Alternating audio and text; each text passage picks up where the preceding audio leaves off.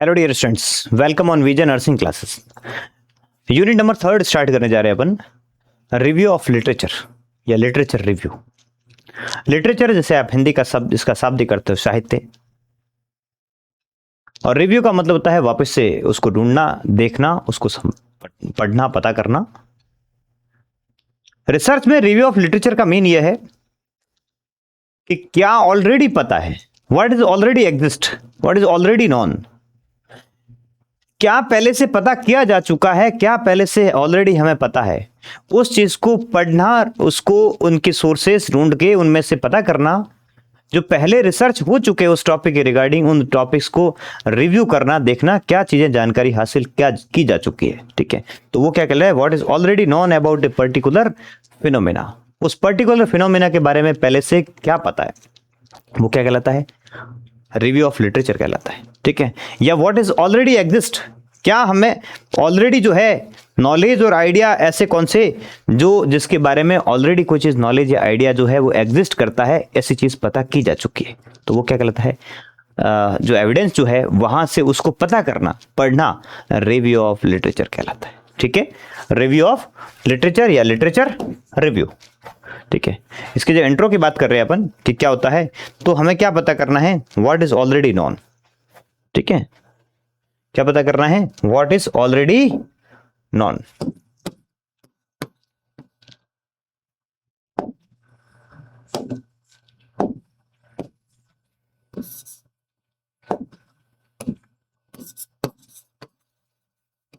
What is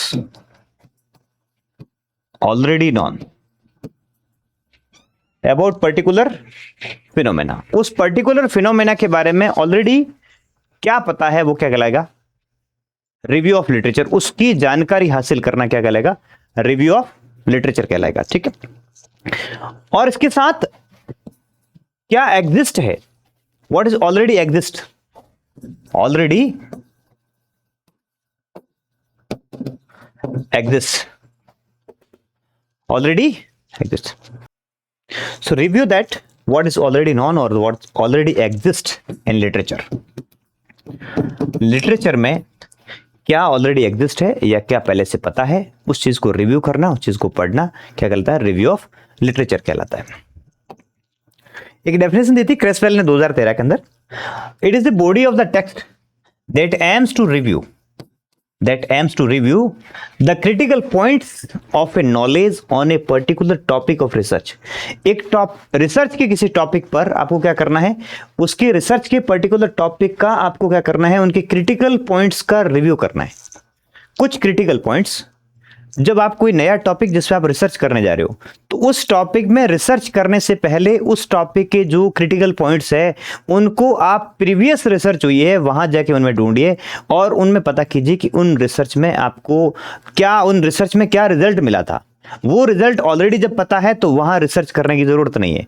research हमेशा किस पे होती है, न्यू टॉपिक पे होती है, नॉवेल टॉपिक हो उस पर रिसर्च होती है। तो जो पुराने जो रिसर्च हो रखे हैं उनमें से जाके उन क्रिटिकल पॉइंट्स का रिव्यू करना क्या कहलाता है, रिव्यू ऑफ लिटरेचर कहलाता है। ठीक है, ठीक है, ऐसे ही एक टाइलर ने 2001 की डेफिनेशन थी, इसमें दिया था, it is account of what has been already established. क्या पहले से एस्टैब्लिश किया जा चुका है, means cause and effect relationship है, वो पहले से क्या पता किया जा चुका है या पब्लिश किया जा चुका है, जिसके बारे में जानकारी है वो पब्लिश हो चुकी है on a particular research topic by accredited scholars and the researcher. Accredited scholars के द्वारा, रिसर्चर के द्वारा क्या रिसर्च में जानकारी जो हासिल की गई या क्या ऑलरेडी एस्टैब्लिश किया गया या क्या ऑलरेडी उनके द्वारा पब्लिश किया जा चुका है इस एक पर्टिकुलर टॉपिक के बारे में। ठीक है, और जो चीज़ें पर्टिकुलर टॉपिक में जब रिव्यू ऑफ लिटरेचर जो होता है तब हम रिसर्च करते हैं तो उसमें कुछ रिव्यू ऑफ लिटरेचर हमें ऐड ऑन करने पड़ते हैं। इसलिए करने पड़ते हैं, हम उसको सपोर्ट करते हैं कि हमारा जब रिसर्च आएगा आगे, जब उस रिसर्च को जब करेंगे उसकी जो फाइंडिंग्स आएगी तो उन फाइंडिंग्स को हम क्या करेंगे, इसके साथ क्या करेंगे, उसके साथ डिस्कशन करेंगे। डिस्कशन मीन्स वहां पर कि कौन सी फाइंडिंग्स है जो मेरे रिसर्च की फाइंडिंग्स के और प्रीवियस रिसर्च की फाइंडिंग सिमिलर फाइंडिंग है और कौन सी फाइंडिंग है वो कॉन्ट्राडिक्टरी फाइंडिंग्स है। तो वो जो डिस्कशन का चैप्टर होता है उस चैप्टर में इनकी फाइंडिंग्स को कंट्रास्ट करने के लिए, चेक करने के लिए हम यूज करते हैं हमारे रिव्यू ऑफ लिटरेचर को। तो इसलिए जो चैप्टर सेकंड बनता है रिसर्च में जब आप प्रोजेक्ट बनाते हैं तो उसका किसका बनता है, रिव्यू ऑफ लिटरेचर का होता है। ठीक है, इसकी इंपॉर्टेंस क्या है, हम रिव्यू ऑफ लिटरेचर क्यों करते हैं, क्या इंपॉर्टेंस है। सबसे पहली चीज, आप जब रिव्यू ऑफ लिटरेचर करेंगे तो आप प्रॉब्लम को आइडेंटिफाई कर पाएंगे। कई बार हमें प्रॉब्लम, जो रिव्यू ऑफ लिटरेचर करते हैं ना, तो वहां से प्रॉब्लम आइडेंटिफिकेशन, आप रिसर्च प्रॉब्लम का आइडेंटिफिकेशन कर पाते हैं। Research problem identification, research problem का आइडेंटिफिकेशन आप रिव्यू ऑफ लिटरेचर, आप कोई जर्नल्स ढूंढेंगे, आप किसी ऑनलाइन जर्नल्स को देखेंगे, आप प्रीवियस रिसर्च को देखेंगे, तो वहां से आपको नया क्वेश्चन मिल जाएगा। वहां उन रिसर्च की रिकमेंडेशंस होती है, उनमें लिखा होता है कि आप ये रिसर्च है जो है इस टॉपिक पर, आप इस तरीके से आप और रिसर्च कर सकते हैं। तो वहां से आपको क्या मिल जाएगा, आपको रिसर्च प्रॉब्लम मिल सकती है, आपकी रिसर्च प्रॉब्लम का, रिसर्च क्वेश्चन का रिफाइनमेंट हो सकता है। आप प्रीवियस रिसर्च देख के अपने क्वेश्चन को रिफाइन कर सकते हैं, उसमें सुधार कर सकते हैं, परिवर्तन कर सकते हैं। देन जो रिसर्च क्वेश्चन होता है, जो रिसर्च क्वेश्चन है उसको क्या कहते हैं हम, रिफाइन, है ना। एक तो आइडेंटिफिकेशन हो गया, दूसरा क्या होता है उसका, रिसर्च क्वेश्चन का रिफाइनमेंट, उसको ठीक कर सकते हैं, सुधार कर सकते हैं, उसकी लैंग्वेज में चेंज कर सकते हैं, रिसर्च क्वेश्चन का रिफाइनमेंट कर सकते हैं। आप ये पता कर सकते हैं पहले से क्या पता है और क्या पता नहीं है, व्हाट इज ऑलरेडी नॉन और व्हाट इज नॉट नॉन। ठीक है, तो इसके लिए व्हाट इज नॉन और नोट नॉन, इसका ओरिएंटेशन जानकारी हासिल करनी हो तो आप कहां से करते हैं, रिव्यू ऑफ लिटरेचर से करते हैं। ये रिव्यू ऑफ लिटरेचर का इंपॉर्टेंस भी है, उसका पर्पस भी है और उसका एडवांटेज भी है। ठीक है, आप रिव्यू ऑफ लिटरेचर करेंगे तो ये पता लग जाएगा क्या पता है और क्या नहीं है। आप रिव्यू ऑफ लिटरेचर कर रहे इसलिए करते हैं कि क्या पता है, ये इसका पर्पस ही है, और ये इसका एडवांटेज भी है, और ये इसका पर्पस भी। ये तीनों चीजें सेम है। ठीक है, तीनों वही आंसर लिखने हैं। अगर आपके बॉडी ऑफ नॉलेज में कहीं गैप है, मीन्स आपकी जो जानकारी है ना उसमें कुछ अधूरी है, बीच में इनकम्प्लीट है, आपकी पूरी जानकारी नहीं है, तो आप रिव्यू ऑफ लिटरेचर कीजिए, लिटरेचर जाके पढ़िए। ठीक है, आप क्या, उसका गैप क्या हो जाएगा, क्लोज हो जाएगा। ठीक है, तो गैप को खत्म करने के लिए या गैप को डिटरमाइन करने के लिए, है ना, determine gap in body of knowledge, determine gaps in body of knowledge. आपकी जो जानकारी कुछ अगर अधूरी है तो उसको पर्याप्त पूर्ण कैसे करेंगे, आप रिव्यू ऑफ लिटरेचर से करेंगे, प्रीवियस रिसर्च देके आप इसको फुलफिल करेंगे। कुछ क्वेश्चन के आंसर होते हैं वो आपको नहीं मिलते। ठीक है, आपके प्रैक्टिस में जब आप काम कर रहे होते हैं तो कुछ क्वेश्चन के आंसर आपको नहीं मिलेंगे, तो वो आप कहां से ढूंढेंगे, आप रिव्यू ऑफ लिटरेचर से, प्रीवियस रिसर्च से देखेंगे, है ना। अनआंसर्ड क्वेश्चन के आपके क्या करेंगे, discovery of unanswered questions, discovery of unanswered questions. जो अनआंसर्ड क्वेश्चंस है उनको डिस्कवर करना और उनको फिर उसका आंसर ढूंढना, वहां से आपको कहां से मिलेगा, रिव्यू ऑफ लिटरेचर से मिलेगा। जब आप रिव्यू ऑफ लिटरेचर करेंगे तो उसमें आप आपकी स्टडी का जो कंसेप्चुअल फ्रेमवर्क है वो बनाना सीख जाएंगे कि प्रीवियस रिसर्च में किस तरह से कंसेप्चुअल फ्रेमवर्क बनाया था। ठीक है, तो आइडेंटिफिकेशन ऑफ क्या हो जाएगा, identification of conceptual framework, identification of conceptual framework. और कंसेप्चुअल फ्रेमवर्क क्या होता है, जो एग्जैक्टली जो मॉडल होता है, कोई थ्योरी होती है, तो वो क्या होता है, एग्जैक्टली जो मॉडल या थ्योरी होती है वो होता है थियोरेटिकल फ्रेमवर्क। उसको आप अपनी स्टडी के हिसाब से आप अपने कंसेप्ट्स को इंटर रिलेट करके बनाया तो वो क्या हो गया, कंसेप्चुअल फ्रेमवर्क। आपको आपकी स्टडी में कौन सा फ्रेमवर्क काम लेना है, कौन सा कंसेप्ट जो है कंसेप्ट फ्रेमवर्क काम लेना है, तो वो आप कोई प्रीवियस रिसर्च देखोगे, प्रीवियस स्टडी को आप देखोगे, रिव्यू करोगे ना, तो वहां आपको पता लगेगा कि इसमें क्या कंसेप्ट थे और कैसे बनाए हैं, और मेरी स्टडी में मैं किस तरह से अपने कंसेप्ट्स को आपस में इंटररिलेट कर सकता हूं। तो इसमें काम आएगा आपका आइडेंटिफिकेशन ऑफ कंसेप्चुअल फ्रेमवर्क में काम आ जाएगा। आपको हाइपोथेसिस जनरेट करनी है, हाइपोथेसिस जनरेट करनी है। हाइपोथेसिस जनरेशन में काम आएगा। आपको अपनी स्टडी में क्या करनी है, हाइपोथेसिस जनरेट करनी है, टू जनरेट हाइपोथेसिस ना, या to develop hypothesis, to develop hypothesis. Hypothesis कैसे बनाओगे, आप प्रीवियस स्टडीज देखोगे तो उसमें हाइपोथेसिस कैसे बनी हुई है, उस हाइपोथेसिस वैसे के वैसे हमारी स्टडी में हम हाइपोथेसिस बना लेंगे, तो ये भी उससे आपको फायदा होगा। ठीक है, आप मेथोडोलॉजी का आइडेंटिफाई कर सकते हैं, किसका, मेथोडोलॉजी आइडेंटिफिकेशन, कि जो पुरानी स्टडी थी उसमें कौन सी मेथोडोलॉजी काम लेगी और मेरी रिसर्च में मैं कौन सी मेथोडोलॉजी काम में लूं। तो मेथोडोलॉजी आइडेंटिफिकेशन में भी क्या हो सकती है, ये रिव्यू ऑफ लिटरेचर होता है, वो काम आता है। प्रेजेंट स्टडी में कौन सा मेथड होगा वो काम में लिया जाएगा। रिसर्च इंस्ट्रूमेंट का पता करने में आपको कौन सा रिसर्च इंस्ट्रूमेंट, रिसर्च टूल लेना है, ठीक है, किसके लिए ना, रिसर्च इंस्ट्रूमेंट या टूल आइडेंटिफिकेशन के लिए। रिसर्च इंस्ट्रूमेंट या कोई टूल डेवलप करना है, रिसर्च इंस्ट्रूमेंट या टूल डेवलपमेंट करना है, रिसर्च इंस्ट्रूमेंट या टूल डेवलपमेंट। आपको आपकी स्टडी के लिए रिसर्च इंस्ट्रूमेंट या कोई टूल डेवलप करना है, तो फिर रिव्यू ऑफ लिटरेचर से जाके देख लेंगे कि उसमें जैसा टूल बना है इस तरह से हम, हमारा भी स्टडी में इस तरह से टूल है वो काम में ले सकते हैं, इसमें काम आता है आपका। आपको कोई सूटेबल डिजाइन देखनी है ना, मैथोडोलॉजी के अंदर डिजाइन है ना, जैसे इसमें है ना research approach and research design,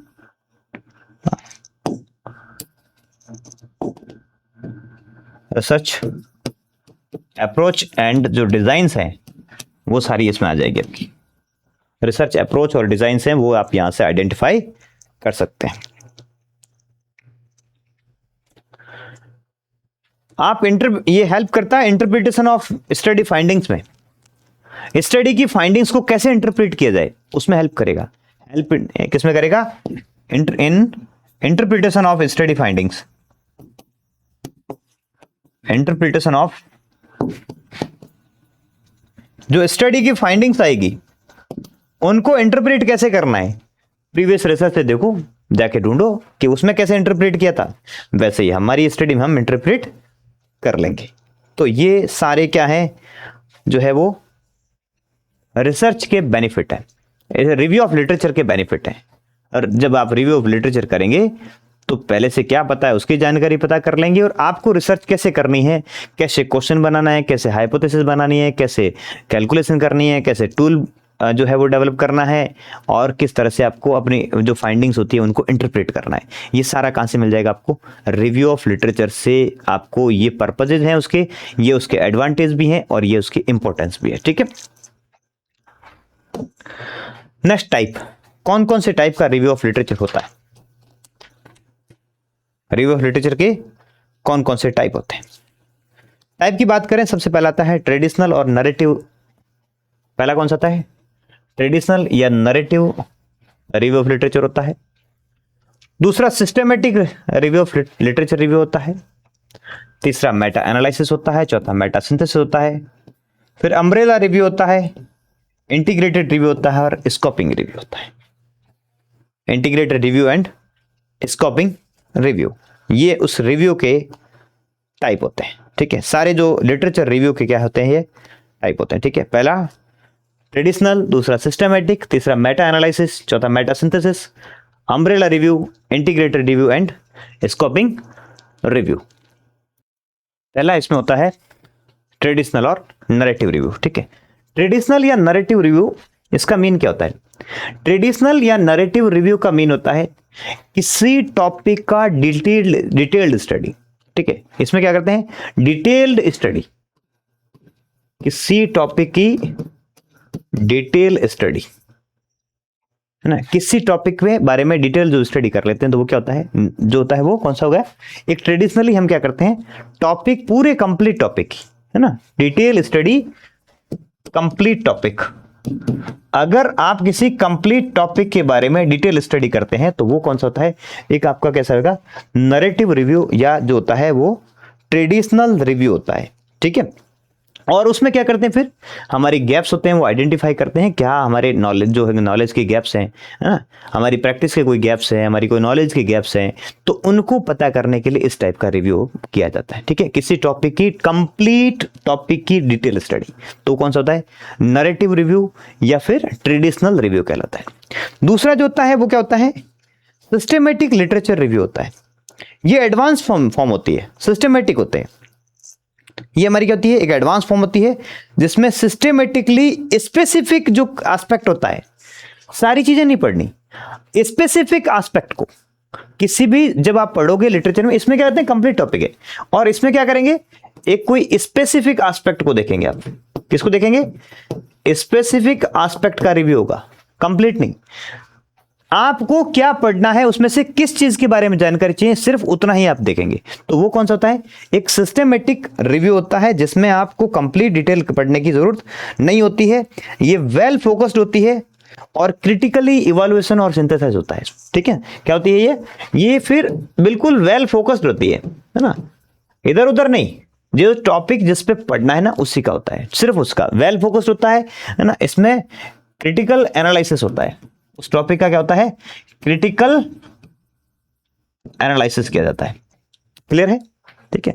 well specific aspect की स्टडी होती है, वेल फोकस्ड स्टडी होती है, क्रिटिकल एनालिसिस किया जाएगा उस टॉपिक को। ठीक है, तो वो कौन सा हो गया आपका, सिस्टमेटिक लिटरेचर रिव्यू हो जाएगा। ठीक है, तीसरा होता है मेटा एनालिसिस। ये आप ऑलरेडी वैसे आप पढ़ चुके हैं, है ना, मेटा एनालिसिस, है ना, जो मैनी क्वांटिटेटिव स्टडी होती है, बहुत सारी जो क्वांटिटी स्टडी होती है, उनको इंटीग्रेट, उनके डेटा को इंटीग्रेट करके कंप्यूट करना एज ए सिंगल स्टडी, एक सिंगल स्टडी के तौर पे, तो वो क्या कहलाता है, मेटा एनालिसिस कहलाता है ना। तो इसमें लार्ज फाइंडिंग्स होती जो होती है क्वांटिटेटिव स्टडी की, उनको क्या एक सिंगल सब्जेक्ट पर उनको क्या करते हैं, एक साथ जो होते हैं उनको कैरी करते हैं, कैरी आउट करते हैं और स्टैटिकली कंप्यूट करते हैं, एनालाइज करते हैं। ठीक है ना, तो इसमें क्या होता है, मल्टीपल जो ना, या फिर अपन ऐसे कहते हैं इंटीग्रेट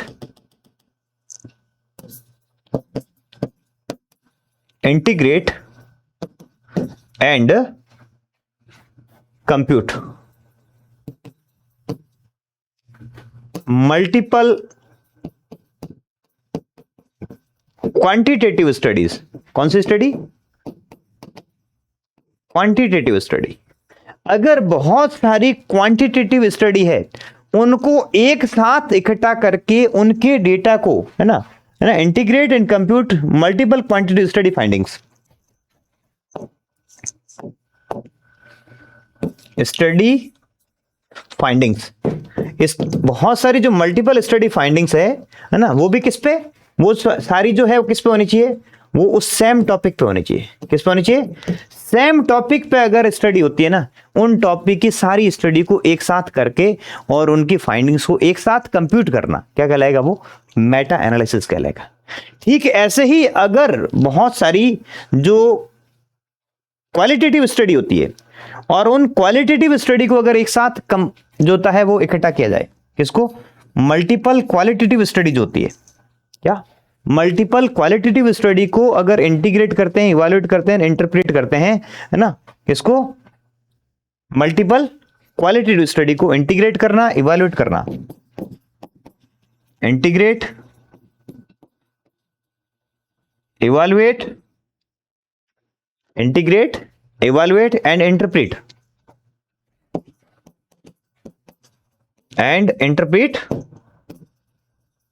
मल्टीपल क्वालिटेटिव स्टडी। कौन सी स्टडी, क्वालिटेटिव। बहुत सारी क्वालिटेटिव स्टडी को अगर एक साथ इंटीग्रेट करके पढ़ा जाए ना, उसको इंटीग्रेट किया जाए, समराइज किया जाए, है ना, उनकी डेटा को एक साथ अगर देख के उसको रिव्यू किया जाए, तो वो क्या कहलाएगा, वो बहुत सारी स्टडीज का एक साथ रिव्यू होता है। ठीक है, तो वो कहलाता है आपका मेटा सिंथेसिस। ठीक है, नेक्स्ट होता है आपका umbrella review. Umbrella review, umbrella review होता है जो प्रीवियसली पब्लिश्ड। अम्ब्रेला रिव्यू में क्या करते हैं, अगर हम इस टाइप का मेटा एनालिसिस पढ़ते हैं सिर्फ, जिसमें क्वालिटेटिव स्टडी की क्वांटिटेटिव स्टडी की होती है, अगर आप सिर्फ मेटा सिंथेसिस के अंदर क्या होता है जिसमें सिर्फ क्वालिटेटिव स्टडी की होती है, अगर आप क्या करते हैं अम्ब्रेला रिव्यू जिसमें स्टडी ऑफ क्या होता है previously published systematic review, Meta analysis और मेटा सिंथेसिस, इसमें क्या होता है अम्ब्रेला के अंदर क्या होता है स्टडी किसकी होती है, स्टडी ऑफ किसकी, ये सिस्टमेटिक लिटरेचर रिव्यू, ये आपका जो सिस्टमेटिक रिव्यू था, मेटा एनालिसिस था, मेटा सिंथेसिस था, अगर ये previously published systematic review, Meta analysis और मेटा सिंथेसिस को अपन एक साथ अगर देखते हैं तो वो क्या होता है अम्ब्रेला रिव्यू कहलाता है। वो क्या कहलाता है, अम्ब्रेला रिव्यू कहलाता है।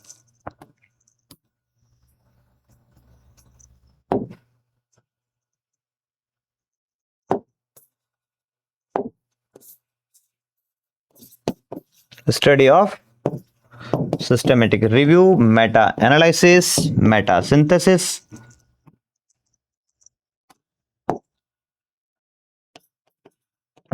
जो प्रीवियसली पब्लिश्ड जो है उनकी अगर आप स्टडी करते हैं तो क्या कहलाएगी अम्ब्रेला रिव्यू। नेक्स्ट होता है integrated review.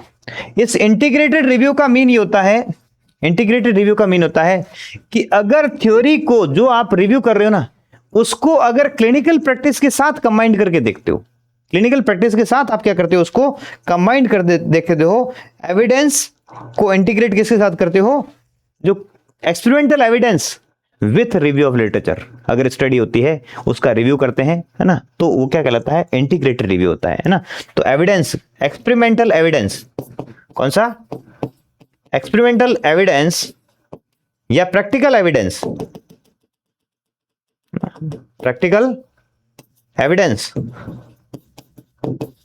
Practical evidence plus जो थियोरेटिकल रिव्यू ऑफ लिटरेचर है, उन दोनों को आप साथ में कंबाइन करके अगर स्टडी करते हैं, ठीक है, तो रिव्यू करते हैं तो कौन सा वो इंटीग्रेटेड रिव्यू होता है।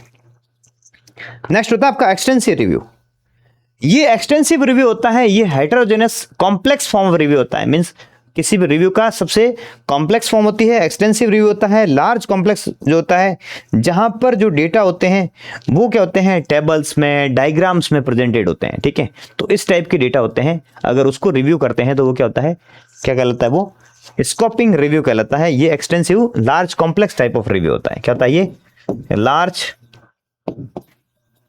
कॉम्प्लेक्स और मल्टीपल फॉर्म में हेटेरोजेनस, है ना, हेटेरोजेनस टाइप ऑफ रिव्यू होता है ना, एक जैसा नहीं, अलग अलग टाइप के साथ में चीजें जब लेते हैं ना। अभी जो हम बात कर रहे थे सारी क्या थी, वो होमोजेनस थे, एक ही टॉपिक पर थे।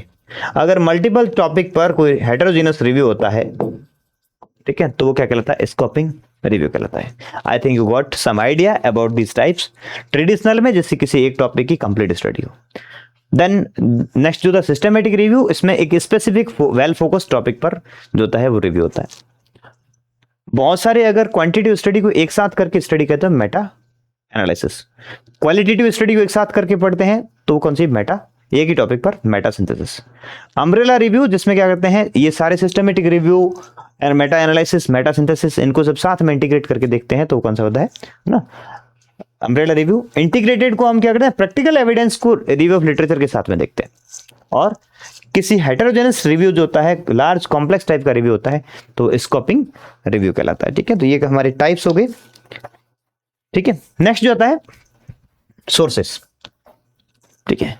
कौन कौन से सोर्सेज है, सोर्सेज दो ही होते हैं, या तो प्राइमरी सोर्सेज होते हैं या सेकेंडरी सोर्सेज होते हैं, या तो प्राइमरी सोर्सेज होते हैं या फिर क्या होते हैं सेकेंडरी सोर्सेज होते हैं।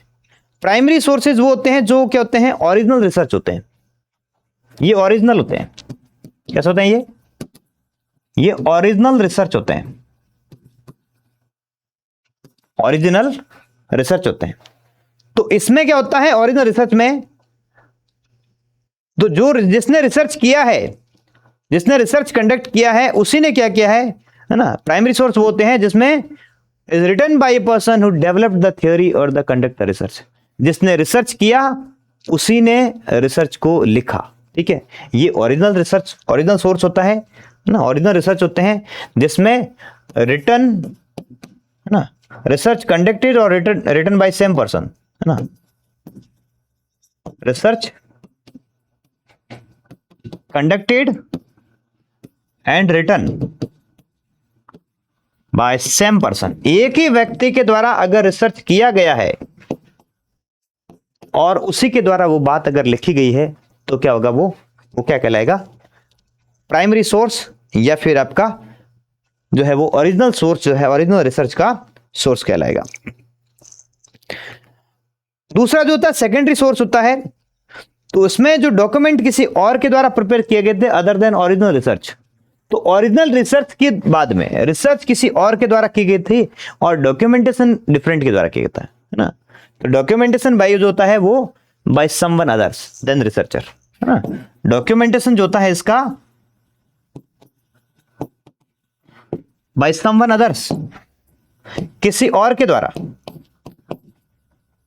रिसर्च किसी और की थी और डॉक्यूमेंट किसी और ने किया, तो कौन सा हो गया, वो सोर्सेज होंगे, कैसे होंगे, वो सेकेंडरी सोर्सेज होंगे। क्लियर। प्राइमरी सोर्सेज रिसर्चर और रिसर्चर और जो रिसर्च को राइट करने वाला जिसने दोनों लिखी है वो एक ही व्यक्ति होता है। और अगर सेकेंडरी सोर्स वो होते हैं जहां रिसर्च किसी और ने किया था लेकिन इसको डॉक्यूमेंटेशन किसी और ने किया है, लिखा किसी ने और है, इसका डिस्क्रिप्शन जो स्टडी है वो किसी और के द्वारा प्रिपेयर की गई थी, तो that time it called secondary source. ठीक है। नेक्स्ट, क्या क्या रिसर्च की सोर्सेज है। इलेक्ट्रॉनिक डेटाबेस सबसे अभी का जो है वो सबसे क्या है, मोस्ट रिलेवेंट है, मोस्ट रिलायबल है। क्यों है मोस्ट रिलायबल, क्योंकि ये अपडेटेड होता है। इलेक्ट्रॉनिक डेटाबेस में अभी जो अवेलेबल है वो क्या होता है, अपडेटेड होता है। जैसे ही कोई नई रिसर्च आएगी वहां क्या होती है, अपडेट हो जाती है। इसलिए अभी वर्तमान के समय में देखा जाए, पहले मानते थे कि बुक्स जो ज्यादा रिलायबल होती है, हाँ बुक्स रिलायबल है, लेकिन बुक्स होती है वो अपडेटेड नहीं होती है, बुक्स बाद में अपडेट होती है। ठीक है, इलेक्ट्रॉनिक डेटाबेस पे पहले अपडेट हो जाता है, तो इसलिए ये मोस्ट रिलायबल भी है और अपडेटेड फॉर्म भी है। ठीक है। Then books, journals, conference paper, conference में जाके पेपर प्रेजेंट करना, अपनी रिसर्च के बारे में बताना, वहां से अपन पता कर सकते हैं। थीसिस, है ना, रिसर्च की जो थीसिस होती है, थीसिस प्रेजेंटेशन होती है। एनसाइक्लोपीडिया, डिक्शनरी, रिसर्च की रिपोर्ट, जब रिसर्च होती है उसकी रिपोर्ट पब्लिश की जाती है। ठीक है। और कुछ मैगजीन्स और न्यूज़पेपर, वहां से आप ये चीजें प्राप्त कर सकते हैं। रिव्यू ऑफ लिटरेचर है, इन जगहों से आपको रिसर्च का रिव्यू मिल सकता है, एविडेंस है वो मिल सकते हैं, इनकी रिसर्च की हुई चीजें हैं, जो अपडेटेड चीजें हैं, जो एग्जिस्टिंग चीजें हैं, वो एस्टेब्लिश चीजें, वो आपको पता लग सकती है, वहां से आप ढूंढ सकते हैं। ये आपके मेन सोर्सेज है। कॉमन डेटाबेस कौन कौन से होते हैं इलेक्ट्रॉनिक, है ना, अभी जो वर्तमान में कौन कौन से कॉमन डेटाबेस हैं, अगर उसमें देखें तो आपके एक तो आपका सिन्हाल, है ना, cumulative index of the nursing and allied health literature, Medline, PubMed बहुत ही अच्छा सोर्स है, Medline plus, education research information centre, British nursing index. ठीक है, ये सारे रटने की जरूरत नहीं है ना, लेकिन आपको ध्यान में होना चाहिए कि जहां से आप ये सोर्सेज जो ले रहे हैं, ठीक है, ये कुछ इंपॉर्टेंट सोर्सेज हैं, है ना, सिन्हाल का, मेडलाइन का, पबलाइन का, है ना, पबमेड का, इनकी तो है ना फुल फॉर्म भी याद रखना, आपके कहीं कोर्स में सीधा सीधा मेंशन भी है सिन्हाल का, है ना, सिन्हाल का, है ना। ठीक है, पबमेड और मेडलाइन। ठीक है, ये ऑनलाइन कॉमन डेटाबेस है, इलेक्ट्रॉनिक डेटाबेस है, जहां पर रिसर्च स्टडीज होती है, वहां पर पड़ी है, ढेरों स्टडीज पड़ी है, वहां से आप रिव्यू कर सकते हैं। ठीक है। नेक्स्ट, कुछ ऑनलाइन जर्नल्स हैं। ऑनलाइन जर्नल्स के अंदर जैसे nursefriendly.com है, nsna.org है, healthweb.org है, ispubpub.com है, healthweb.org है, medbioworld.org है, nursingworld.org है। Means these are the just online sources, आपको ध्यान में आना चाहिए। यहाँ से आप ऑनलाइन इन सोर्सेज पे आप क्लिक करोगे तो यहाँ से आपको मिल जाएगा, और ये जब इन पे क्लिक करोगे, इन चीज़ों से वो स्टडी मिलेगी, तो वो स्टडी अल्टीमेटली सेव जो है वो कहाँ, कौन से, अगर वो उसकी इंडेक्सिंग अच्छी है ना, उस जर्नल की जो है जिस पे आप पब्लिश कर रहे हो, जिस जगह पे आप, है ना, ऑनलाइन बेस पे, अगर उसकी जो है वो इंडेक्सिंग अच्छी है तो वो किसी न किसी डेटाबेस के साथ जुड़ा होगा, और डेटाबेस में है तो वहां पर फिर है वो एक अच्छा सोर्स है आपका प्राप्त करने का, वहां से इंफॉर्मेशन। कुछ नेशनल जर्नल्स हैं, नर्सिंग जर्नल ऑफ इंडिया, जिस TNI के द्वारा, ये क्वेश्चन है आपका, याद रखना, TNI के द्वारा, trade nurses association of India के द्वारा इस जर्नल को पब्लिश किया जाता है, TNAI के द्वारा। ये एक इंपॉर्टेंट क्वेश्चन बन रहा है आपका। इसके अलावा Nightingale nursing time, Indian journal of nursing and midwifery, Indian journal of nursing studies and Indian journal of nursing research. ठीक है, ये कुछ इंडियन जर्नल्स हैं, ठीक है, जो ऑफलाइन जर्नल्स हैं, ठीक है, जहां पर आपको रिसर्च जो पब्लिश होता है वो रिसर्च इनमें आपको मिल जाएगा। ठीक है, देन कुछ इंटरनेशनल जर्नल्स हैं जिसमें नर्सिंग रिसर्च, ठीक है, nursing science quarterly, western journal of nursing research and applied nursing research, ये कुछ इंटरनेशनल जर्नल्स हैं जो जिनमें आपकी इंपॉर्टेंट नर्सिंग की जो रिसर्च होती है वो पब्लिश होती है। ये सारी चीजें जो आपको सोर्सेज बताए जा रहे हैं, ये सारे के सारे आपके नर्सिंग से रिलेटेड सोर्सेज हैं।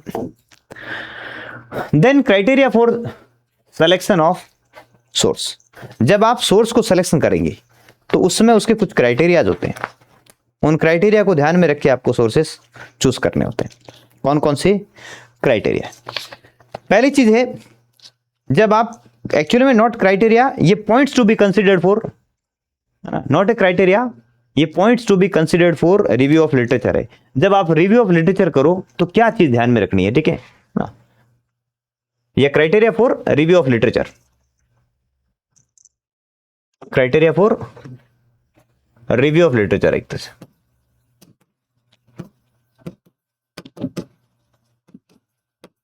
जब आप रिव्यू ऑफ लिटरेचर करो तो किन किन क्राइटेरिया को आप ध्यान रखना है? पहली चीज है कि आपको स्पेसिफिक रहना है टॉपिक पर, है ना, टॉपिक स्पेसिफिक रहना है। किस पर रहना है? Topic specific rather then in depth question. ठीक है, टॉपिक क्या होना चाहिए हमारा, है ना, बिल्कुल स्पेसिफिक होना चाहिए। आपको इन डेप्थ स्टडी नहीं करनी है, आपको सिर्फ टॉपिक, कौन सा टॉपिक चूज करना है, क्योंकि इतना वास्ट वहां पर पड़ा है कि आप उसको अगर पढ़ते जाओगे ना तो आपकी जो है, आप रियल में जो ढूंढना चाह रहे हैं वो तो मिलेगा ही नहीं, फिर आपको वो कहीं और छूट जाएगा पीछे। ठीक है, इसलिए आपको वहां जब पढ़ो तो बी स्पेसिफिक हो पढ़ना कि मुझे इस टॉपिक के बारे में ये चीज पता करनी है, मुझे इसकी मेथोडोलॉजी देखनी है, मुझे इसका टूल देखना है, या मुझे कुछ और चीज देखनी है, वो एग्जैक्टली आपको स्पेसिफाई करके देखना होगा। ठीक है, बी सेलेक्टिव। ठीक है, स्टडी को आप क्या करो, नैरो डाउन द इंफॉर्मेशन। क्या करना है? Selective, narrow down information.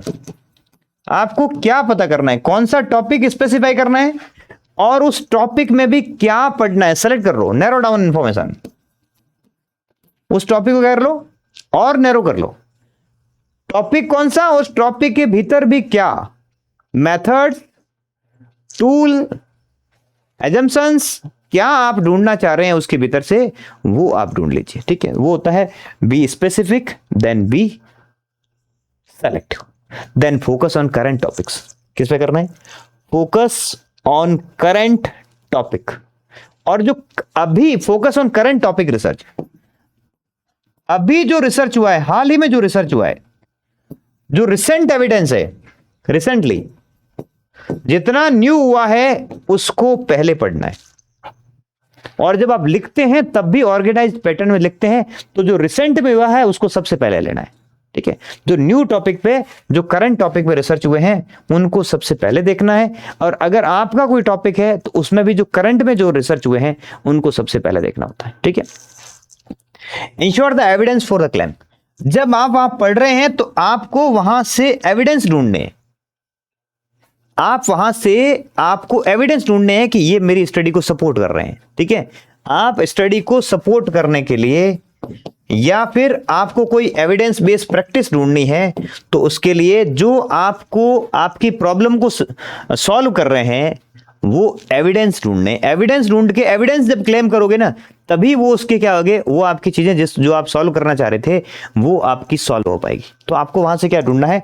Evidence ढूंढने हैं, सपोर्ट में आपको ढूंढना है कि क्या, कौन सा साक्ष्य है, कौन सी जो लाइन है वो मेरे आंसर को सॉल्व कर रही है, क्वेश्चन को सॉल्व कर रही है, या फिर मेरे आंसर को सपोर्ट कर रही है। ठीक है, focus on source of evidence.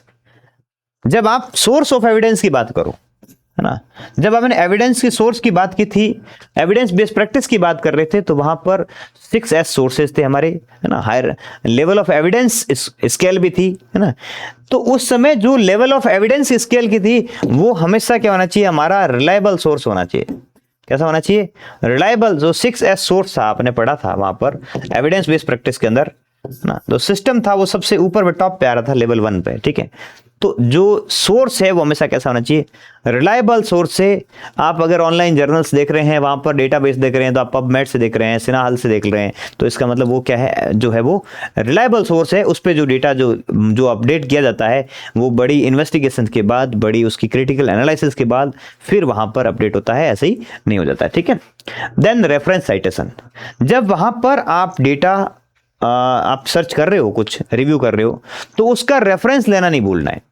उसका डेटा को जब आप लिखोगे, आप रिव्यू ऑफ लिटरेचर को आप जब अपनी स्टडी में आप दिखाओगे, है ना, कि ये मैंने वहां से रिव्यू ऑफ लिटरेचर लिया है या फिर मैंने सपोर्ट लिया है, तो उसका साइटेशन लिखना पड़ेगा, है ना। क्या लिखना पड़ेगा, उसका साइटेशन। साइटेशन में क्या होता है, उसके जो रिसर्चर का नाम होता है, किस सन में किया गया, किस टॉपिक पे किया गया, क्या रिसर्च किया गया, तो उसका जो साइटेशन होता है वो लिखना पड़ता है। इस साइटेशन के लिए कुछ वेबसाइट्स हैं जहां पर आप क्या कर सकते हो, उस स्टडी को, उस रिसर्च को वहां पर आप क्या कर सकते हो, उसको अपलोड करके, मींस अपलोड क्या है, उसके साथ अटैच करके छोड़ दो, ठीक है। तो जैसे ही आपने वहां उसको अटैच करके छोड़ दी, जब आप वापस आपको देखना हो तो वो सारी की सारी वहां पड़ी रहती है, वो लिंक वहां अवेलेबल होते हैं, और वहां से आप उसको क्या कर सकते हो, अपने जब आपको वहां से रिव्यू करना हो तो रिव्यू कर सकते हो, और वहां से आपको साइटेशन लेना है तो साइटेशन ले सकते हो। जैसे एग्जाम्पल, एक जोटेरो, एक वेबसाइट है जोटेरो। इस जोटेरो पे आप क्या कर सकते हैं, उसको सेव करके रख सकते हैं आपकी रिसर्च को, ठीक है। ये वहां पर सेव हो जाती है, क्या कर जाती है, सेव होकर सुरक्षित होती है, वो रह जाती है, ठीक है। तो जोटेरो पे आप वहां पर रख सकते हो, ठीक है। तो ये हमारा हो जाता है वहां से क्या, एक रेफरेंस साइटेशन है, वो भी हो जाता है। ये मस्ट है, जरूरी है, आप रिव्यू ऑफ लिटरेचर कर रहे हो तो उसके साथ रेफरेंस साइटेशन चाहिए। कंटिन्यू है, organization of literature of review. जो लिटरेचर ऑफ रिव्यू है, जब आप लिखोगे ना तो वो ऑर्गेनाइज्ड होना चाहिए, मींस टॉपिक, सब टॉपिक, ऐसा है ना, मेन टॉपिक, फिर उसकी सब टॉपिक, है ना, तो वो उसमें ऑर्गेनाइज्ड होना चाहिए, ऑर्गेनाइज्ड पैटर्न के अंदर व्यवस्थित रूप से लिखा हुआ होना चाहिए जब आप उसको लिखते हैं तब, ठीक है। ये इसकी इंपॉर्टेंट। रेफरिंग ओरिजिनल सोर्स, जब हमेशा आप उसको ढूंढो तो हमेशा कहां से ढूंढना, ओरिजिनल सोर्स से ढूंढना है, क्योंकि एक जैसे किसी ने रिसर्च किया, उस रिसर्च को मैंने लेके मेरी रिसर्च के अंदर क्या रिव्यू ऑफ लिटरेचर के रूप में डाल दिया, ठीक है, फिर मेरी से रिसर्च से लेके किसी ने और ने डाल दिया, तो वो एक्चुअली में ओरिजिनल रिसर्च नहीं है। जिसने ओरिजिनली रिसर्च किया है ना, वहां से जाके अब इसको पढ़िएगा। जब मैंने किसी रिसर्च किया हुआ उसको मैंने मेरे शब्दों में लाके फिर नए रूप में वापस दे दिया कि उस रिसर्च की फाइंडिंग्स ये थी, ठीक है, लेकिन उसमें हो सकता है कुछ चेंजेस हुए हो, ठीक है। तो अब जब भाई आप रिव्यू करो तो हमेशा क्या लेना है, आपको ओरिजिनल सोर्स को लेना है रिव्यू में, ये पॉइंट आपको ध्यान में रखना है। अवॉइड एब्रीविएशंस, हमेशा एब्रीविएशंस को अवॉइड करना है, और जहां यूज होते हैं वहां स्टैंडर्ड एब्रीविएशंस होते हैं। कौन से होते हैं, अगर कहीं यूज करना पड़ता है तो स्टैंडर्ड एब्रीविएशंस ही यूज किए जाते हैं। अगर यूज करना है तो कौन सा होता है, स्टैंडर्ड एब्रीविएशन होता है। कभी भी शॉर्ट फॉर्म भी यूज करते हैं अपन, तो पहली बार कभी भी शॉर्ट फॉर्म यूज नहीं होती है, शॉर्ट फॉर्म के साथ उसकी फुल फॉर्म लिखी जाएगी, तब अगली बार फिर रिसर्च में वो वापस कहीं आती है तो पहले से पता हो कि इसकी फुल फॉर्म ये होती है, ठीक है। तो एब्रीविएशंस यूज नहीं होते हैं, अगर यूज हो तो भी स्टैंडर्ड यूज होते हैं। Simple and accurate sentence structure, है ना, जब आप रिव्यू ऑफ लिटरेचर लिखोगे, उसको जब आपकी स्टडी में जो पुराने जो रिसर्च था उसमें से आपने देखा और आपने अपनी स्टडी में लिखा, तो अपनी स्टडी में लिखोगे ना तो वो कैसे लिखोगे, सिंपल एंड एक्यूरेट सेंटेंस में लिखोगे, सिंपल सेंटेंस में, सिंपल लैंग्वेज में लिखोगे, अंडरस्टैंडेबल लैंग्वेज में लिखोगे, और उसकी जो उसका जो है वो संक्षिप्तीकरण हो जाएगा, एक तरह से उसको समराइजेशन होगा, वो आप उसमें लिखना होगा, ठीक है। पूरी की पूरी रिसर्च तो लिखी नहीं जाएगी, आपको एक दो पैरा में लिखना है, तो उसको सिंपल स्ट्रक्चर में, सिंपल लैंग्वेज में उसको लिखना है। Effective use of transition of words, जब आप वर्ड का ट्रांजिशन करोगे, मींस बहुत सारा बड़ा लिटरेचर था और उसमें से आपको 2 पैरा में लिखना है, तो 2 पैरा में लिखोगे तो जो आपका उसको जो आपने उसको सॉर्ट किया है ना, उसको, तो उसमें जब सॉर्ट करोगे तो वर्ड का जो ट्रांजिशन है ना, तो ऐसा होना चाहिए कि वो मीनिंग सेम रहना चाहिए। क्या रहना चाहिए, effective use of transition word होना चाहिए, ताकि मीनिंग जो है वो क्या रहे, मीनिंग हमेशा सेम रहे, जो आपकी लिटरेचर रिव्यू में जो लिखा है वो और जो ओरिजिनल रिसर्च के अंदर था, उन दोनों का वर्ड का मीनिंग है वो सेम रहना चाहिए, बदलना नहीं चाहिए, ठीक है। And the group the ideas and right in the oven language, जब रिसर्च बहुत बड़ी होती है तो उसके डेटा को हमें क्या करना पड़ता है, ग्रुप करना पड़ता है, एक साथ इकट्ठा करना पड़ता है, डेटा को ग्रुप करके फिर हम क्या करते हैं, उसको अपनी ओवन लैंग्वेज में लिखते हैं। ठीक है, तो ये रिव्यू ऑफ जो लिटरेचर है उसके इंपॉर्टेंट पार्ट्स है। रिव्यू ऑफ लिटरेचर इन जो है वो इन पॉइंट्स को अपन ध्यान में रखे रिव्यू ऑफ लिटरेचर करते हैं। ठीक है, नेक्स्ट जो आता है steps of review of literature. जब आप रिव्यू ऑफ लिटरेचर करेंगे तो कौन कौन से स्टेप्स है वो आते हैं। इसमें टोटल 6 स्टेप्स आते हैं। पहला स्टेप्स होता है identify research problem and the key search term. Identify research problem and the key search term, then identify the relevant source, then searching the literature, then analyzing and synthesizing the literature, then writing the literature review, and then referencing and reviewing the final draft of literature. सबसे पहला आप क्या काम क्या करेंगे, identify the research problem. सबसे पहले आप क्या करेंगे, रिसर्च प्रॉब्लम को आइडेंटिफाई करेंगे और की सर्च टर्म क्या है उसको देखेंगे। ठीक है, सबसे पहला काम ये रहेगा आपका की सर्च टर्म को पता करना। ठीक है, किससे सर्च करना है आपको। तो फर्स्ट हो गया आपका आइडेंटिफाई रिसर्च प्रॉब्लम एंड की सर्च टर्म। ठीक है, आइडेंटिफाई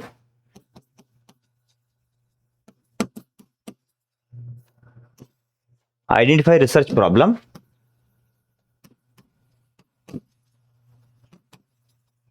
एंड की सर्च टर्म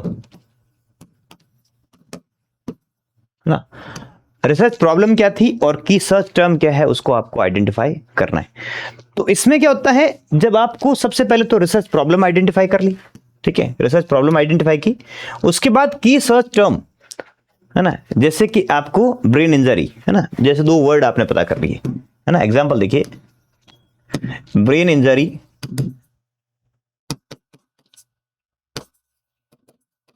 दूसरा आपने वर्ड पता क्या क्या है ना, मेमोरी लॉस।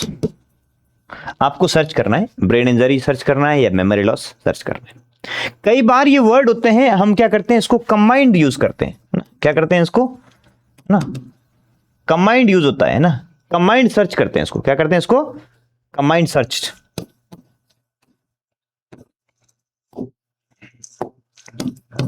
है ना, कंबाइंड सर्च टर्म्स। अगर एक साथ आपको यूज करनी है तो वहां पर आप बूलियन ऑपरेटर्स काम लेते हैं। ये आपका क्वेश्चन है, बूलियन ऑपरेटर क्या होता है, ये आपका कंप्यूटेशन के हिसाब से क्वेश्चन से आप यहां यूज करते हैं बूलियन ऑपरेटर्स। क्या यूज करते हैं, बूलियन ऑपरेटर्स। अब बूलियन ऑपरेटर्स कौन कौन से होते हैं, इसमें जो बूलियन ऑपरेटर होते हैं 3 होते हैं। एक तो होता है एंड, दूसरा होता है और, तीसरा होता है नॉट। 3 वर्ड याद रखिए, एंड और नॉट। अब देखिए, एंड जो होता है वो क्या करता है, किसी रिसर्च की टर्म्स को वो क्या करता है, उसको नैरो करता है। क्या करता है, इसको ये नैरो करता है स्टडी को। याद रखना, ये बहुत इंपॉर्टेंट क्वेश्चन है। एंड जो होता है वो स्टडी को नैरो करता है। क्या करता है, स्टडी को नैरो करता है। फॉर एग्जाम्पल देखिए, मैं कहूं brain injury and memory loss search करूं। अगर मैं ब्रेन इंजरी अकेला करूंगा तो ब्रेन इंजरी के रिलेटेड स्टडी आ जाएगी। अगर मेमोरी लॉस सर्च करूंगा तो मेमोरी लॉस के रिगार्डिंग स्टडी आ जाएगी। लेकिन मैं ये कहूं कि brain injury and memory loss, तो मुझे कौन सी स्टडी बताएगा, जिस स्टडी में ब्रेन इंजरी और मेमोरी लॉस दोनों टॉपिक को स्टडी किया हुआ है वो बताएगा। अगर मैं दोनों टर्म्स अलग अलग सर्च करता ना तो बहुत सारी दोनों की स्टडी आती, लेकिन brain injury and memory loss लिखूंगा तो मुझे वही स्टडी जो होगी वो शो होगी जिसमें ब्रेन इंजरी भी है और मेमोरी लॉस की भी स्टडी है, दोनों की। तो स्टडी को उसने क्या कर दिया, नैरो कर दिया ना। तो याद रखना, ये एंड होता है वो स्टडी को नैरो करने में काम आता है। ठीक है, दूसरा आता है और क्या करता है, स्टडी को एक्सपांड करने में काम आता है। क्या होता है, ये एक्सपांड द स्टडी, ये स्टडी को फैला देता है। मेमोरी लॉस लिखा, अकेला मेमोरी लॉस को बताएगा। ब्रेन इंजरी लिखा, ब्रेन इंजरी को बताए। मैंने लिखा ब्रेन इंजरी और मेमोरी लॉस, अब क्या करेगा वो, ब्रेन इंजरी और मेमोरी लॉस के सारे टॉपिक एक साथ बता देगा। सारे जो रिसर्च हुए हैं, एविडेंस हुए हैं, जो है उपलब्ध, वो सारे के सारे आपको शो कर देगा। तो क्या कर दिया उसने, स्टडी को एक्सपांड कर दिया। फिर था नोट। नोट क्या करता है? एक्सक्लूड करने का मतलब, एक्सक्लूड फ्रॉम द स्टडी। क्या करता है? Exclude from study. किसी टॉपिक को अगर एक्सक्लूड करना है, एक्सक्लूड फ्रॉम स्टडी। मैंने क्या, brain injury not memory loss. Brain injury का टॉपिक बताइए, लेकिन उसके साथ मेमोरी लॉस का नहीं होना चाहिए। ऐसे टॉपिक बता दीजिए जो ब्रेन इंजरी के हैं, जो रिसर्च हुए हैं वो ब्रेन इंजरी के तो हैं, लेकिन वो क्या है, वो मेमोरी लॉस के नहीं है। ऐसे टॉपिक जो ब्रेन इंजरी में तो आ रहे हैं लेकिन मेमोरी लॉस में नहीं आ रहे। ठीक है, तो ऐसे जो रिसर्चेज हैं वो मुझे बता दीजिए। ठीक है, तो वो आपको ऐसे रिसर्चेज है वो निकाल के बता देगा। तो ये तीनों जो बूलियन ऑपरेटर्स हैं ये आपके इंपॉर्टेंट क्वेश्चन बनते हैं ना, objective type of questions, exam point of view से, कंपटीशन के हिसाब से क्वेश्चन बनते हैं, है ना। एंड का क्या मीनिंग है, और का क्या मीनिंग है, नोट का क्या मीनिंग है, और बूलियन ऑपरेटर का क्या मीनिंग है ना, कि कौन से बूलियन ऑपरेटर्स होते हैं। एंड और नोट क्या होते हैं, बूलियन ऑपरेटर की तरह काम आते हैं। ठीक है, तो ये जो बूलियन ऑपरेटर है ये आपके किस में काम आएंगे, सर्चिंग टर्म्स है, वो टर्म पता करो और टर्म को कंबाइंडली सर्च करना हो तो कैसे यूज करना है। तो पहला स्टेप हो गया हमारा, क्या हो गया, पहले स्टेप के अंदर ए में क्या हो गया, आपने आइडेंटिफिकेशन रिसर्च प्रॉब्लम किया और जो की सर्च टर्म कौन सी थी उसको आपने इसमें आइडेंटिफाई कर लिया। दूसरा जो होता है आइडेंटिफाई रिलेवेंट सोर्स। दूसरा क्या था आपका, दूसरा जो प्रोसेस में स्टेप जो है आइडेंटिफाई रिलेवेंट सोर्स। आपको कोई रिलेवेंट सोर्स पता करना है। रिलेवेंट सोर्स के लिए क्या था, हमने बात की थी, एक तो आपका 6S था। क्या था? 6S था, जहां से आपको स्टडी मिल रही थी, ये सोर्सेस थे। ठीक है, दूसरा था level of evidence scale. Level of evidence scale, जब आपने ये पढ़ा था evidence based practice, level of evidence scale, उसमें जो लेवल 1 था, लेवल 1, लेवल 1 क्या था, मेटा एनालिसिस ऑफ आरसीटी था। क्या था? Meta analysis of RCT. जो रेंडमाइज कंट्रोल ट्रायल है उसका मेटा एनालिसिस था।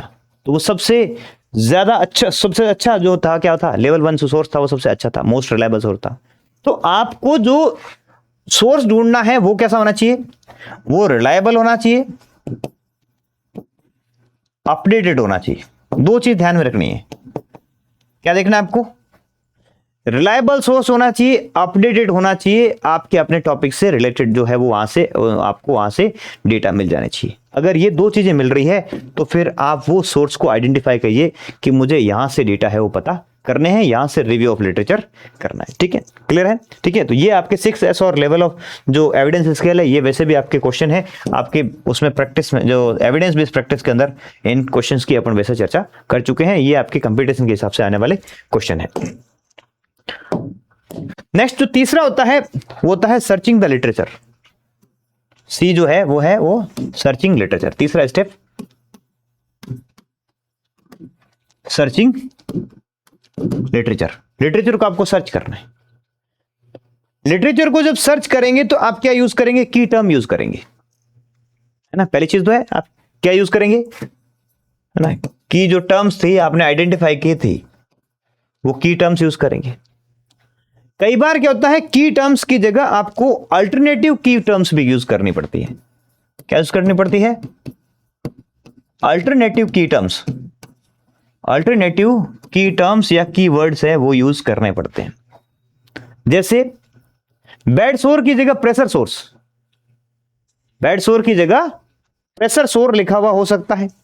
एग्जाम्पल, ये अल्टरनेटिव है। अगर आप बेड सोर से सर्च कर रहे थे लेकिन आपको स्टडी नहीं मिली, है ना, तो बेड सोर की जगह आप प्रेशर सोर वर्ड डाल के देख लीजिए, है ना। बेड सोर की जगह आप प्रेशर सोर टर्म को यूज करके देख लीजिए, हो सकता है उस पर आपको, उससे आपको कुछ मिल जाए, है ना। बेड सोर की जगह आप क्या डाल दो, प्रेशर सोर जो है वो वर्ड डाल के देख लो ना। अल्टरनेटिव जो है वो की टर्म्स यूज कर सकते हैं अपन ना। एग्जाम्पल था आपका, आप बेड सोर की जगह आप क्या डाल दो, प्रेशर सोर, है ना, ये डाल के अपन सर्च कर सकते हैं। ठीक है, कई बार क्या होता है, डिफरेंट स्पेलिंग वर्ड भी होते हैं ना, कई बार डिफरेंट स्पेलिंग वर्ड भी आपको ध्यान में रखने पड़ेंगे। क्या ध्यान में रखने पड़ेंगे? Different spelling word. जैसे कि पीडियाट्रिक का, हिमेटोलॉजी का, ये वर्ड क्या होते हैं? डिफरेंट स्पेलिंग है। ट्यूमर के, आप ट्यूमर को ऐसे भी लिखते हैं और ट्यूमर को ऐसे भी लिखते हैं। पीडियाट्रिक को PAEDIATRIC भी लिखते हैं और PE भी लिखते हैं। हिमेटोलॉजी को HEMATOLOGY हिमेटोलॉजी भी लिखते हैं, और HE की जगह HAE भी लिखा जाता है। तो आपको अगर ये भी वर्ड ध्यान में रखना है कि हो सकता है इसका कोई डिफरेंट टर्म है, मींस जिसकी स्पेलिंग डिफरेंस है, तो उसके उस स्पेलिंग से अपन इस स्पेलिंग से ढूंढ रहे थे और वहां पर कोई रिसर्च है वो इस TUMOR के साथ भी लिखा हुआ रिसर्च कोई पढ़ा था, तो जो डिफरेंट जो स्पेलिंग वर्ड्स है उसको यूज करके भी अपन सर्च करते हैं। अपन बूलियन ऑपरेटर का यूज करते हैं ना, अपन क्या करते हैं? बूलियन ऑपरेटर यूज करते हैं, ठीक है। यूज करना है, यूज ऑफ बूलियन ऑपरेटर्स जब सर्च करते हैं आप, है ना, तो आपको बूलियन ऑपरेटर यूज करना है। कौन कौन से होते हैं ये? एंड, और, एंड नॉट, ये बूलियन ऑपरेटर है। कई बार आपको ट्रंक्शन वर्ड काम में लेने पड़ते हैं। कौन से वर्ड? ट्रंक्शन वर्ड। ट्रंक्शन वर्ड क्या होता है? जिनका डिफरेंट वर्ड एंडिंग होता है, जिनकी एंडिंग डिफरेंट होती है। जैसे चाइल्ड, चिल्ड्रन, चाइल्डहुड, सब बच्चों के बारे में बात है ना। जैसे क्या है? चाइल्ड, चिल्ड्रन एंड चाइल्डहुड, इनमें क्या डिफरेंस है? सब है तो बच्चों के बारे में, लेकिन इनकी जो एंडिंग है ना वर्ड की, वो डिफरेंट है। तो हो सकता है कोई स्टडी चाइल्ड के नाम से डाल रखी हो, कोई किसी में टर्म में जो स्टडी जब किसी ने पब्लिश कराई है तो उसमें चिल्ड्रन वर्ड डाला हो या फिर कुछ ने चाइल्डहुड पे डाला हो, तो वहां से भी आप उन टर्म को यूज करके आप सर्च कर सकते हैं। कई बार फील्ड टैग का यूज होता है, ये भी ध्यान रखना, फील्ड टैग, ठीक है। ये सारे इंपॉर्टेंट क्वेश्चन है, MCQ के हिसाब ध्यान रखना। ये अपने आप में एक क्वेश्चन तो है ही, एक एग्जाम पॉइंट ऑफ व्यू से आपके BSc में, MSc में वैसे है ना, रिव्यू ऑफ लिटरेचर की प्रोसेस आपका क्वेश्चन है, लेकिन आपके कंपटीशन के हिसाब से भी क्वेश्चन होते हैं, ठीक है। तो फील्ड टैग में क्या होता है? कुछ कोड होता है ना, इमीडिएटली आफ्टर, ठीक है, आफ्टर द की टर्म, जो की टर्म के बाद बिल्कुल कोई कोड डाला जाता है ना। की टर्म जैसे है उसके बाद कोई कोड वर्ड डाला जाता है। क्या होता है? कोड होता है ना, एक कोई कोड वर्ड होता है। फॉर एग्जाम्पल जैसे ऑथर होता है ना, ऑथर के लिए क्या यूज करते हैं? AU करते हैं। क्या यूज करते हैं? AU। ये किसके लिए यूज करते हैं? ये ऑथर के लिए यूज करते हैं, है ना, कि ऑथर का नाम साथ में डाल दिया। की टर्म डालने के बाद आप क्या डालते हैं? कुछ फील्ड टैग कोड वर्ड डालते हैं, जैसे AU है ना, एक एग्जांपल है ये, ठीक है। तो वो डालते हैं, तो फिर उस पर्टिकुलर ऑथर की स्टडी या पर्टिकुलर किस जो आपने की टर्म डाला है, उस टर्म के बाद जो कोड वर्ड डाला है, तो वो क्या करेगा? उसकी स्टडी को शो कर देगा, ठीक है। तो ये आपके कुछ क्वेश्चन हैं, ठीक है। ट्रंक्शन वर्ड क्या होता है? इसका मीनिंग। फील्ड टैग क्या होता है? इसका मीनिंग। बूलियन ऑपरेटर क्या होता है? इसका मीनिंग। ये तीनों आपके क्वेश्चंस बनते हैं, ठीक है। इनका क्या मीनिंग है ना, इनके मीनिंग से ही रिगार्डिंग क्वेश्चन है वो आपको मिल सकता है, ठीक है। तो ऐसा हो सकता है इसमें, ठीक है। नेक्स्ट जो अगला है, उसके बाद आप क्या करेंगे? Analysing and synthesising the literature. जो फोर्थ स्टेप होगा उसमें क्या करेंगे आप? Analysing and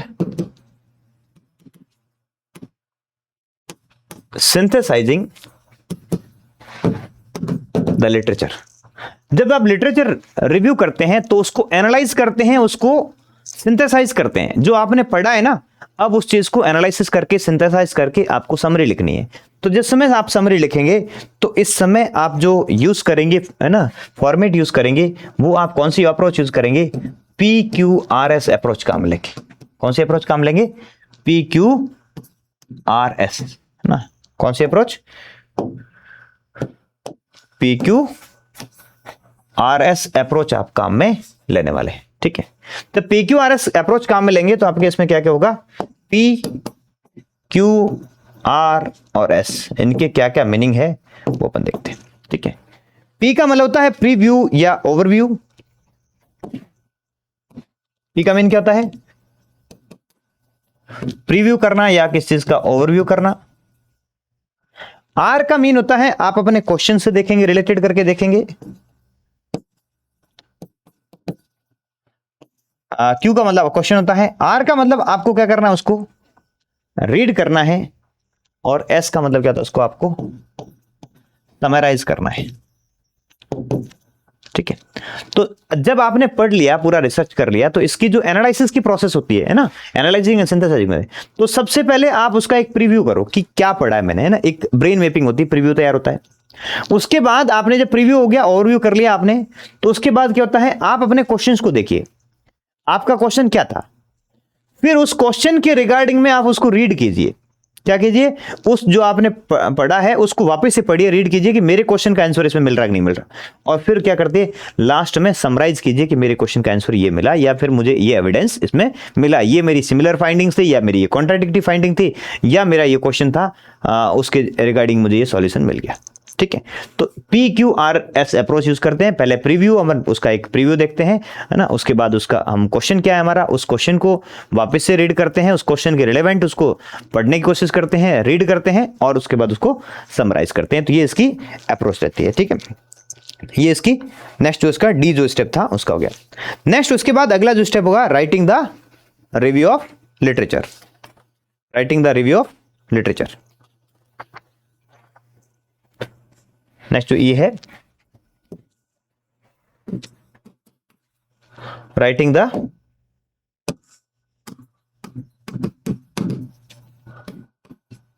review of literature. अब जो रिव्यू ऑफ लिटरेचर आया आपके पास, उसको आपको राइट करना है, लिखना है। Writing the review of literature.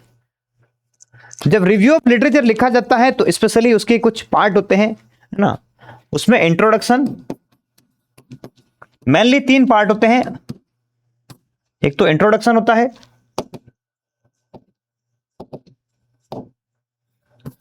Introduction होता है, बॉडी होता है, और कंक्लूजन होता है। जो रिव्यू ऑफ लिटरेचर है वो 3 पार्ट में लिखा जाएगा मेनली जो है। हालांकि आगे अपन देखेंगे रिव्यू लिटरेचर कैसे लिखते हैं, है ना। इंट्रोडक्शन होती है, बॉडी होती है, कंक्लूजन होता है। ये कम से कम आना चाहिए। पहला पार्ट उसका इंट्रोडक्टरी फेज होता है, फिर उसका बॉडी होता है जिसमें मेन चीज आती है, और लास्ट में क्या होता है, उसका कंक्लूजन आता है। हालांकि इसका डिटेल्ड पार्ट है वो अपन नेक्स्ट स्लाइड के अंदर डिस्कस करेंगे। ठीक है, ठीक है। बॉडी के अंदर क्या होता है, इसमें जो इश्यू होता है, बैकग्राउंड होता है। ठीक है, इसमें क्या होता है, जो उस स्टडी का बैकग्राउंड होता है, मीन्स ये किसके बारे में स्टडी है उसका डिस्कशन होता है। ठीक है, किसके बारे में स्टडी की गई है। जो बॉडी होती है उसके अंदर क्या होता है, उसका जो मेन जो टॉपिक होता है ना, मेन जो आर्टिकल होता है ना, मेन जो कंपोनेंट होता है, मेन जो स्टडी होती है, उसकी समरी होती है, उसकी एक तरह का समराइजेशन होता है। और इसमें क्या होता है, कंक्लूजन में क्या होता है, स्पेसिफाई द फाइंडिंग्स। इसमें क्या होती है, स्पेसिफाई द फाइंडिंग्स, मींस इसका क्या, इस स्टडी का क्या परिणाम रहा या क्या नतीजा रहा, वो किसमें होता है, कंक्लूजन में मेंशन होता है। ठीक है, तो इंट्रोडक्शन में बैकग्राउंड जो होता है स्टडी का वो बताया जाता है, बॉडी के अंदर जो मेन कंपोनेंट्स होते हैं उनको बताया जाता है, और फिर कंक्लूजन के अंदर जो फाइंडिंग्स होती है उनको स्पेसिफाई किया जाता है, कंक्लूड किया जाता है। ठीक है, नेक्स्ट जो अगला फेज है ना, 6th जो फेज है, 6th फेज जो है ना, जो 6th फेज है वो क्या है, वो कहता है फाइनल ड्राफ्टिंग, है ना। क्या कहता है, referencing and reviewing the final draft. इसमें क्या है आपका, referencing and review of final draft. जो आपने फाइनल ड्राफ्ट बनाया है वो आप क्या करेंगे, अब यहां पर आप रेफरेंस डालेंगे और फाइनल ड्राफ्ट का रिव्यू करेंगे। रेफरेंस हमने कहा था कहां पड़े होंगे, आप वहां डाल सकते हो जोटेरो पे, है ना। ये कहां सेव कर सकते हो आप, रेफरेंस है जोटेरो पे सेव कर सकते हो आप। एक मेंडली करके और एक, है ना, वेबसाइट है मेंडली। ये कुछ वेबसाइट्स हैं जहां क्या कर सकते हो आप, ये रेफरेंस सेव कर सकते हो। क्या सेव कर सकते हो, रेफरेंस आप सेव कर रख सकते हो और बाद में जब इनको वहां से लेना है तो वहां से लेके आप अपनी स्टडी में डाल सकते हो। और जो ये जो आपने जो फाइनल ड्राफ्ट था उसका क्या करते हो आप यहाँ पर रिव्यू करते हो, फाइनलाइज करते हो, ठीक है, और फिर उसको अपन लिखते हैं, ठीक है। तो जब आप लिखते हैं रिव्यू ऑफ लिटरेचर, है ना, तो ये जो 6 स्टेप्स हो गए, पहले तो इनको देख लो आप ना। 6 स्टेप कौन कौन से थे? पहला हमने रिसर्च प्रॉब्लम को आइडेंटिफाई किया, ठीक है, की टर्म आइडेंटिफाई किया, फिर उसके बाद रिलेवेंट सोर्स हमने देखा, फिर हमने जो लिटरेचर था वो सर्च किया जिसमें आपने बूलियन अपने ट्रंक्स एंड वर्ड, की टर्म जितने भी थे, अल्टरनेटिव, डिफरेंट स्पेलिंग, है ना, फिल टैग सारे यूज किए। देन उसके बाद उसको लिटरेचर को आपने PQRS अप्रोच अपना के एनालाइज और सिंथेसाइज किया। फिर आपने लिखा, 3 उसके पार्ट थे, जो हेडिंग्स उसकी इंट्रो था, बॉडी था और कंक्लूजन में, और फिर उसके बाद फाइनली आपने उसका रेफरेंस डाला और जो रिव्यू ऑफ लिटरेचर था उसको फाइनल ड्राफ्ट को प्रिपेयर किया। जब आप फाइनल ड्राफ्ट प्रिपेयर करते हो तो आपको क्या क्या चीजें आनी चाहिए? Format for the writing review of literature. जब आप फाइनल ड्राफ्ट प्रिपेयर कर लेते हो तो उसमें क्या क्या चीजें आनी चाहिए? तो उसके अंदर ऑथर आना चाहिए और किस साल में पब्लिश किया उसका ईयर आना चाहिए, उसका title and purpose of study आना चाहिए, ये स्टडी का टाइटल क्या है और क्यों की गई, उसमें रिसर्च की डिजाइन क्या है वो मेंशन होनी चाहिए, सैंपल एंड सेटिंग्स, कौन सैंपल थे, कहां इसकी स्टडी हुई, डेटा कलेक्शन किस टूल के द्वारा किया गया, इसकी मेजर फाइंडिंग्स क्या थी और इसको कंक्लूजन क्या है, ठीक है। ये उस जब आप रिसर्च रिव्यू लिखेंगे, जब आप अपनी स्टडी के अंदर, अपने प्रोजेक्ट में, अपने थीसिस के अंदर जब रिव्यू लिखेंगे तो ये चीजें कम से कम आनी चाहिए, ठीक है। अब इस रिव्यू लिखने के कई सारे फॉर्मेट होते हैं, ठीक है, कई सारे फॉर्मेट होते हैं, कई सारी स्टाइल्स होती है ना, कई सारी स्टाइल्स के अंदर आपका जो होता है वो लिखा जाता है। स्टाइल्स लिखने की कई सारी होती है, कई सारी स्टाइल्स में लिखते हैं। जो स्टाइल्स होती है वो कौन कौन सी यूज करते हैं? स्टाइल्स में आपकी APA स्टाइल होती है, अमेरिकन साइकेट्रिक एसोसिएशन स्टाइल ना, एक NML स्टाइल होती है, इसके अलावा आपके वैंकूवर स्टाइल होती है, वैंकूवर स्टाइल। जनरली हम जो यूज करते हैं वो कौन सी यूज करते हैं? वैंकूवर स्टाइल यूज करते हैं। किसमें? इसके अलावा जो ये रेफरेंसिंग स्टाइल है ना, रेफरेंस साइटेशन स्टाइल है, आप कैसे लिखोगे उस साइटेशन को और उसको जो आप रिव्यू ऑफ लिटरेचर लिखोगे तो वो कौन सी स्टाइल में लिखा जाएगा। इन स्टाइल में सब में क्या होता है, थोड़ा थोड़ा डिफरेंसेस होता है, इनका अपना एक लिखने का तरीका होता है सबका, है ना, इनका सबका एक लिखने का एक डिफरेंट वे होता है, ठीक है। तो उसमें कैसे लिखते हैं रिव्यू ऑफ लिटरेचर की एक जैसे फॉर्मेट है, ये देखिए, ठीक है। ये जैसे एक स्टडी की गई थी, किसी की एग्जांपल ऑफ रिव्यू है, शर्मा एट ऑल, ये वैंकूवर स्टाइल में लिखा गया है। किसमें लिखा गया है?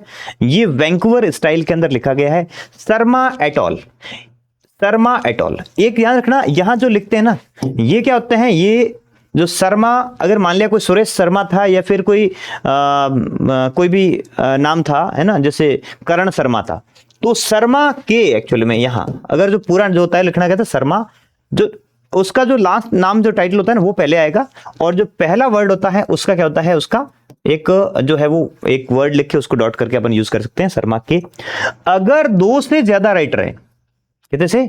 2 से ज्यादा ऑथर होते हैं, है ना, 2 तक तो अपन उसका एंड करके लिख सकते हैं। 2 से ज्यादा ऑथर है तो फिर क्या आ जाएगा? एट ऑल आ जाएगा। क्या जाएगा? एट ऑल आ जाएगा। फिर उसके बाद ईयर आ जाएगा। फिर कंडक्टेड डिस्क्रिप्टिव, है ना, descriptive cross sectional study, study की डिजाइन कौन सी थी वो आ जाएगा। एमंग कितने वर्कर्स थे, जैसे आशा वर्कर था, है ना, इन राजस्थान में, कहां की? राजस्थान में। क्या किया था? नॉलेज रिगार्डिंग डेवलपमेंटल स्क्रीनिंग, है ना, जो उसकी डेवलपमेंट स्क्रीनिंग रिगार्डिंग नॉलेज का असेसमेंट किया था।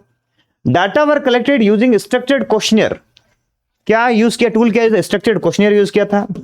The findings revealed that 42% of the participants had adequate knowledge, 42% जो आशाएं थी उनके पास एडिक्वेट नॉलेज था, वाइल 58% हैड इनएडिक्वेट नॉलेज, 58% के पास नॉलेज था वो इनएडिक्वेट था। The study concluded that the regular training program are essential for improving, और स्टडी में कंक्लूड ये हुआ कि इनकी जो है नॉलेज इंप्रूव करने के लिए रेगुलर ट्रेनिंग प्रोग्राम चाहिए। And improving Asha workers knowledge regarding child development screening, child development screening regarding, ये एक कोई स्टडी नहीं है, वैसे एक एग्जाम्पल बना के दिया हुआ है, रियल में कोई ऐसी स्टडी की कोई फाइंडिंग्स नहीं है, ये उसको सत्य नहीं मान ले, ठीक है।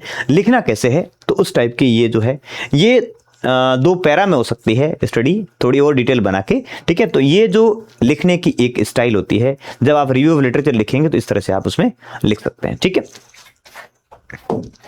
So this is all over about review of literature second unit, ठीक है, जो थी हमारी कंप्लीट होती है।